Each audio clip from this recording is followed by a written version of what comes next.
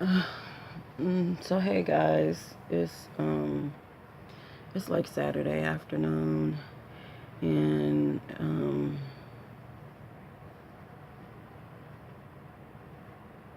I'm hurting like crazy.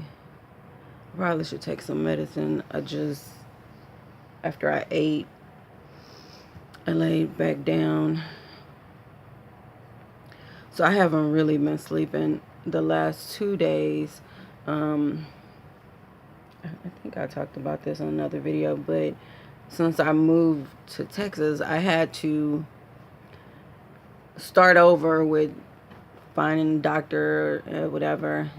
And so, like always, a new doctor is going to almost always disagree with the treatment of the last doctor.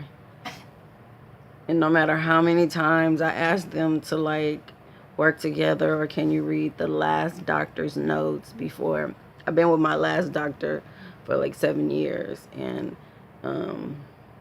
she started treating me probably like 2008, 2009.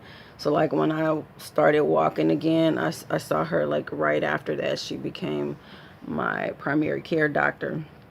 And we've been through a lot together over the last 7 years. Just because I was able to walk again, fibromyalgia didn't go away. And I know that it's a lot of people to be like, oh, I ate this and got rid of fibromyalgia, or they took this medicine and the fibromyalgia is gone. To me, that's questionable, because there is no cure for fibromyalgia, but you do experience remission periods. And so I don't know, it kind of upsets me that people will post this stuff on YouTube or wherever, like they found the cure for it, and it could be misleading to somebody newly diagnosed. I fell into that trap before, like, oh yeah, there's no cure for it, but I could do this, this, and this. And then when I have another flare up, when remission is over, and you go into another time where you flare up, it can be really depressing all over again, because you feel like, I've beat this. It's been gone for 3 or 6 months. I haven't had any real flare-ups, because if you really watch some of those videos where they're like, oh, I got rid of it eating this or not eating this, and then you watch the whole video. This is YouTube. You have to watch the whole video, even if it takes an hour just to say what the title says. That's not true. So you watch it throughout, that you will still hear people say, even though the tag says that I got rid of fibromyalgia, or the flare-ups are not as bad as they were, they still have flare-ups. And talk to somebody who's had it 20 years or more, and I would take their experience over somebody like, oh, I had it for a few years and now it's gone. I've had this over 15 years, and I have experienced really wonderful times. Like when I first started taking the Lyrica, I had a few months where I was able to go do stuff. Yeah, I would have to come home and take my doses of Lyrica because I would feel some soreness, but it wasn't like I couldn't walk. It wasn't like my whole body is hurting and it just feel like I'm burning all over, because my muscles are the nerves are reacting, the muscles are spasming. It may not be to that degree, but it's temporary. And I think that you guys know that I believe in me some Jesus, okay? Because God has gotten me through these times of suicidal thoughts, of deep, dark, pit bottom depression. I'm still here. No, a lot of times I didn't know he was there with me. I felt like he had abandoned me. But today, when I look back in hindsight, I can say he was there. So I've learned over time that I can't give up when it hit me again, because it's going to hit me. Ain't no Christian got no perfect life. What ain't got no issues. And you have to be realistic with that. How are you going to grow closer to God or in your faith if your life is so perfect? Okay? And that's not a true thing. So you guys know my perspective. I know God healed. Like I told y'all, my hand, I broke my bone. It was supposed to take 6 months. It's only been almost 2 months since the surgery. And yeah, I have pain, but what I feel now is mostly nerve pain, which is my fibromyalgia. My fibromyalgia was induced by a stroke in the thalamus part of my brain, which is the central nervous system. So I don't know if other fibromyalgia sufferers have as severe nerve pain as I do, but from what I understand, that fibromyalgia is nerve and muscle pain. One lady said in another video about fibromyalgia that she was answering questions people were asking her about fibromyalgia, like she was some kind of specialist in it. She was in a remission period at this particular video time. And she was telling, a lady asked, like, why do I feel joint pain? And they telling me I don't have arthritis. Some people experience joint pain with the fibromyalgia. At the beginning, for me, it was very mild. But the older I get and the more elements like weather, moisture, those things, and I've been tested for arthritis 3 times in the last couple months just because my mom had been diagnosed. We have a lot of the similar symptoms as far as pain. And they are not that similar, but the parts of the body that we feel them in, oh, my back is hurting, are similar. I don't know. I kind of feel like at some point there's going to be some kind of genetic relativity between her and my situation. But as of right now, we are not diagnosed with the same things, but we experience some of the same types of pain, or the way we describe them to each other are very similar. Like sometimes I can't say like the cramping in her feet. I never really felt that, but I have severe numbness in my feet, especially if I'm standing or sitting for a long period of time. It's kind of like if you sit on your leg and it go numb. I feel that almost every day of my life. Sometimes it is to the extreme where I can't stand up at all, and then sometimes it's just very light, and I've learned to mind over matter most of my pain. I say that, but right now my body hurting so bad. Like the volume is so loud, the pain in my body, and just all of the tender points right now. So I haven't really slept in 2 days because, like I was saying, the new doctor came in, and at our first appointment, she felt like my list of prescriptions needed to be dramatically minimized.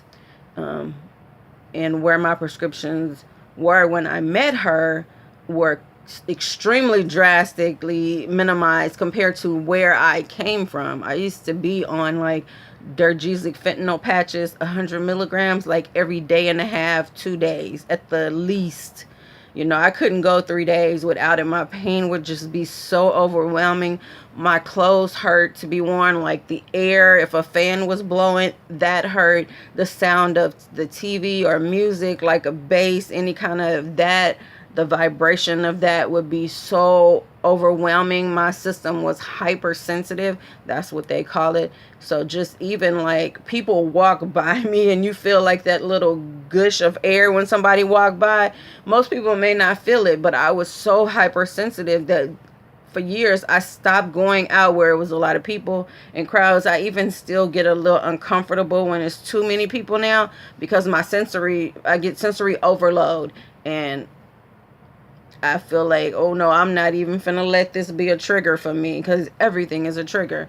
So the new doctor, don't have a choice. I'm like on Medicaid, Medicare program, so I'm very limited on the doctors, and I have to follow protocol. I have to have a primary care doctor.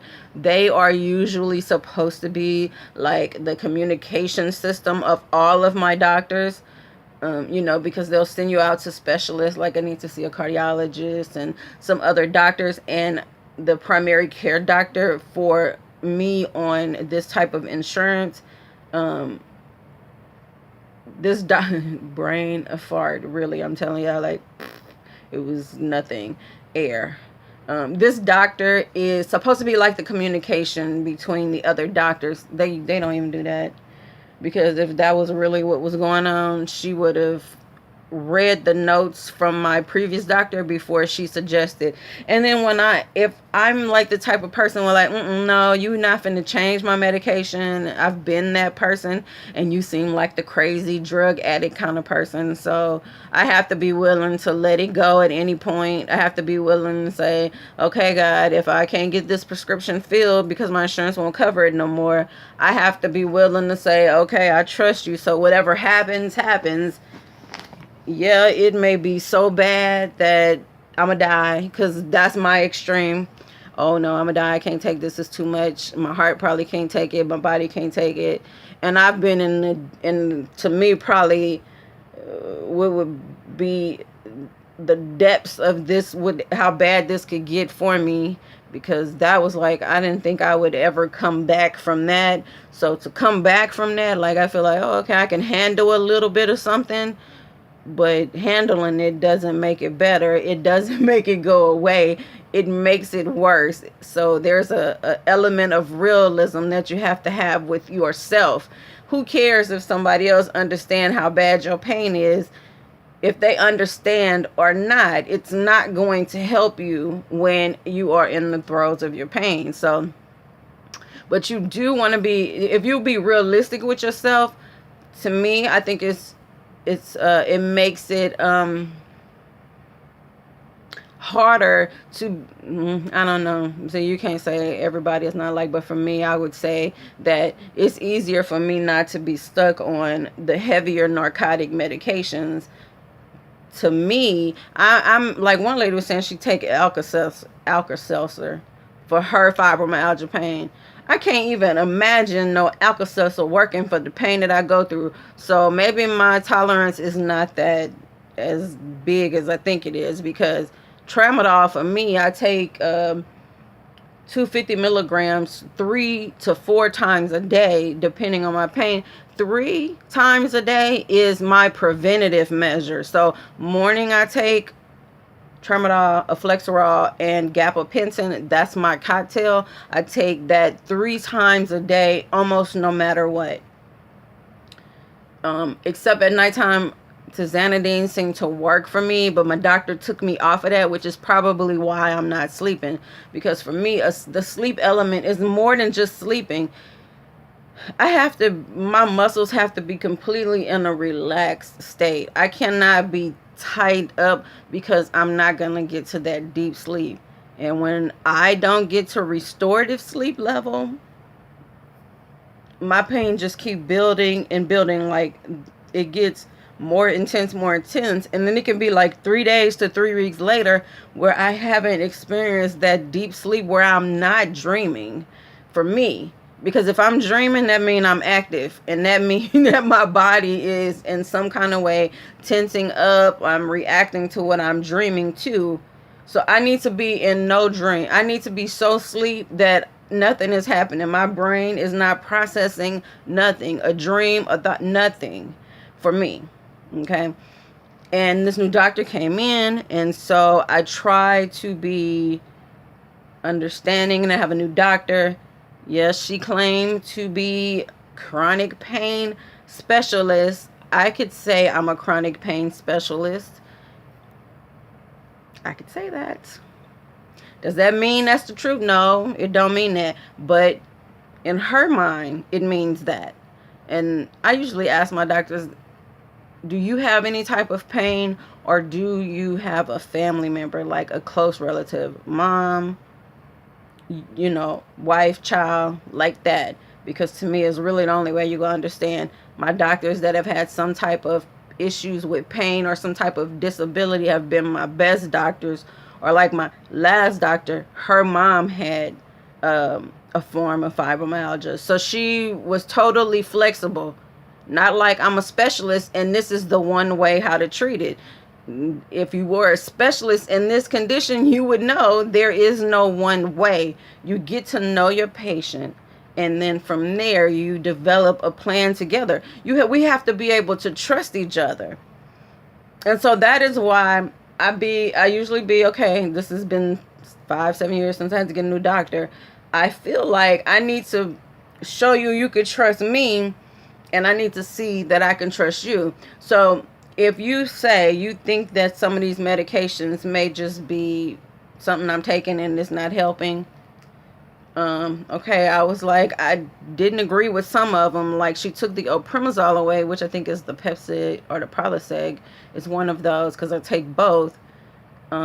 She took it away because she said it can cause other long-term illnesses like stomach cancer or whatever.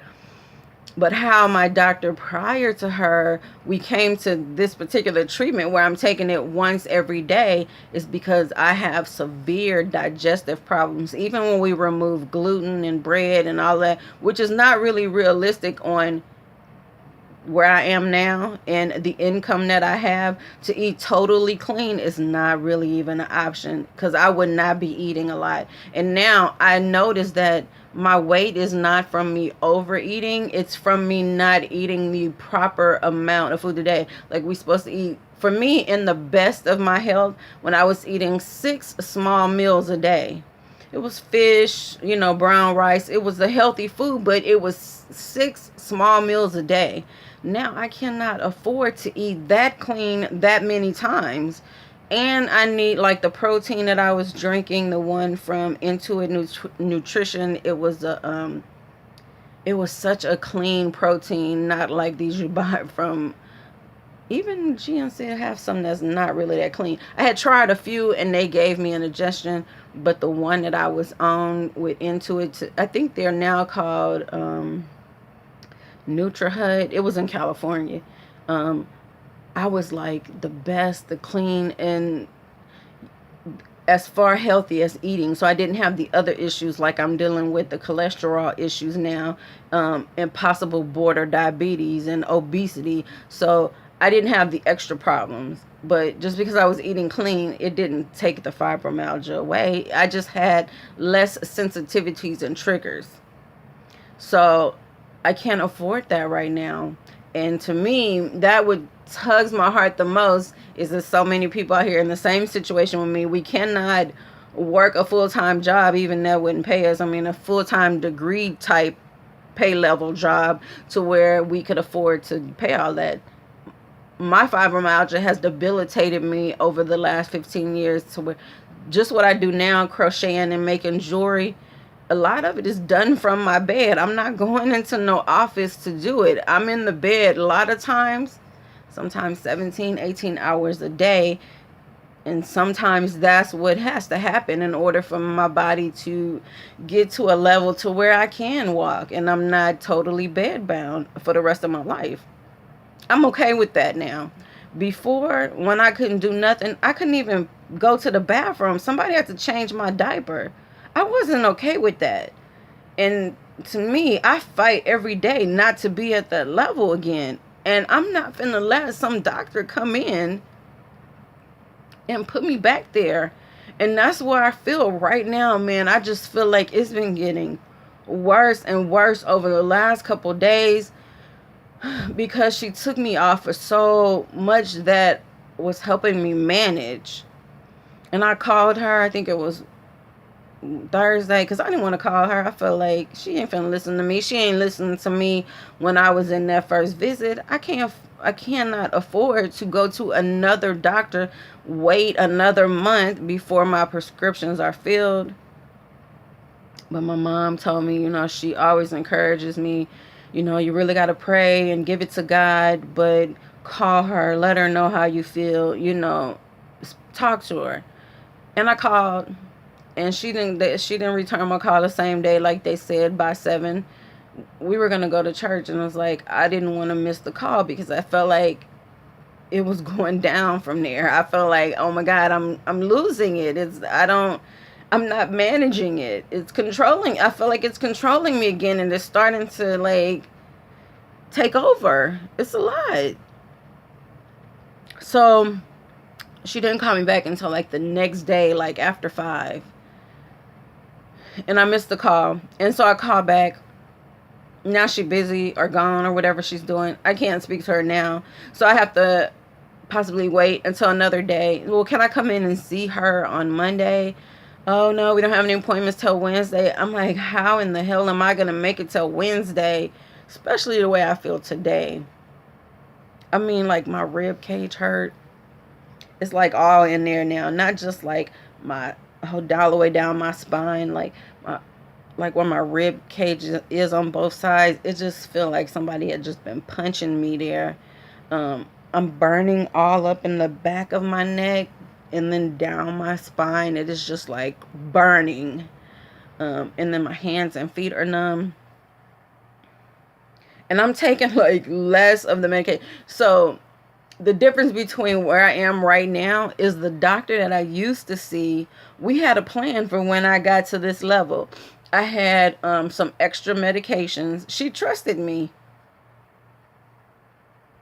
I had like an extra set of medications, so I could updose one more on my normal regular medications, and then I had like a higher dose of the acetaminophen. Like she would give me 30 of those. They would last me like 6 months because I wouldn't have to take them every day, because what we had came up with was working. And so it was a combination of my cocktail, the tramadol, the Flexerol, and the gabapentin. So that's my 3 times a day. And then I had the omeprazole and the famotidine, which are for my stomach, because when my stomach get messed up, like I feel like from my esophagus down my intestines, like it's sore. It feels raw. It feels like, oh, it just feels so raw. That's the only way I could describe it. And when I swallow something, not necessarily as much up here, but as it goes down my intestines, like in my chest area, I feel like I'm having a heart attack. And then when I wake up, I'm just, acid is already in my mouth. So I had to do like an antibiotic and then those stomach medicines to get it under control. But she took away one of those, and so it started with my stomach being messed up. Now I cannot control, like the volume of the pain is so loud. And so now where I broke my hand at, this whole part of my skin is so all around, even where it wasn't broke at, it's so sensitive. Like just I touched it on like my satin pillow and it just felt like somebody claws just scraping on it. So, oh my gosh, I'm trying to like keep a good head. I went out yesterday to meet my mom and my sister. You know, we're planning the baby shower, and man, I enjoy being with them, but I just kind of like made it worse for myself, and then couldn't sleep last night.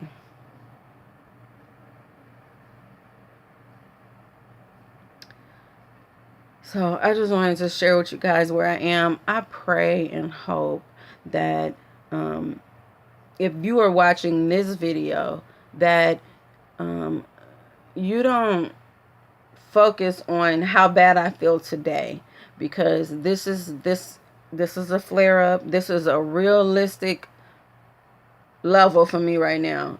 This is how it can be. But know that I know, and that you should know as well, that tomorrow can be better.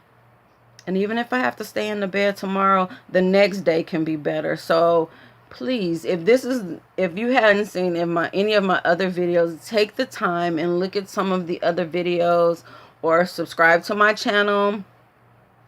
Comment if you think I complain too much, but my hope with this channel is not to just be the complainer, but that I bring you guys in, because nobody don't see me like this. So this is a huge step for me, my mom and my sister, and maybe my husband, not my last husband, but Cardell. He was there in the worst times. They were the only people that saw me like that, because it was very hard for me to let people in like that, especially people of faith, because it just knocked them down. Their faith would be like, they didn't understand it, and they couldn't deal with it. So it was very difficult to make these decisions, to share these videos, really to take the step and say, okay, I'm gonna share my story with you guys. So please look at another video, find a more positive one, or find one where I think I have some of when I was in California, when I volunteered with I had the ministry with the homeless. Look at some of the other things that I do, and hopefully you'll see a balance and take away from that. Take away from what I'm putting out here is that there will be bad days, but there are also good days, and it's gonna be okay. But it is overwhelming and hard. I don't want to give you guys no false perception, because I do feel like some of my pictures from like my Facebook and Instagram, I usually don't take a picture when I look like this. My pictures are usually when I'm made up and I'm looking cute or whatever. And I think that over this last year, I kind of felt like maybe it wasn't given the whole story, that people were not getting a real view of what fibromyalgia is like. From I was only putting the good days out there. So I hope you take that away from this. If you like this video and want to see more from me, please click subscribe and give me a thumbs up. Comment in the section below. You guys know I love and appreciate you guys so much, and I'll see you guys later.